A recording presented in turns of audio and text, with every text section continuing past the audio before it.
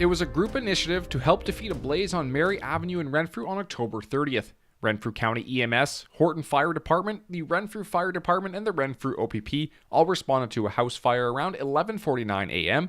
The inhabitants made it out of the home, but were both sent to hospital for further care. So shortly before noon, the OPP were notified of a fire on Mary Avenue in Renfrew. When we arrived, the fire department was already on scene battling the fire.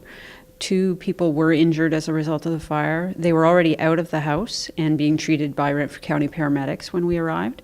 Both parties, a male and a female, were transported to hospital. The female is listed in fair condition in a specialty hospital because of burns, and the male is listed, remains in critical condition in a hospital, again suffering from burns. There are reports of a potential explosion causing the fire, and there was a gas leak in the area at the time.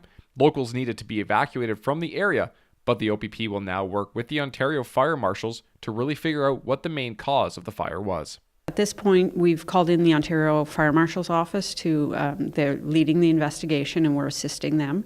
There were reports of a possible explosion either before or after the fire, so that's part of the investigation to determine exactly what caused this fire and when and if an explosion did indeed occur.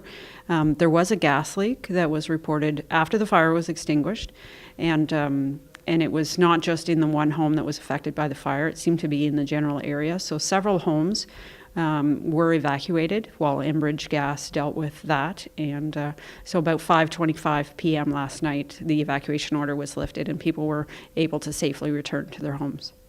For Cogeco News in Renfrew, I'm Richard Levoy.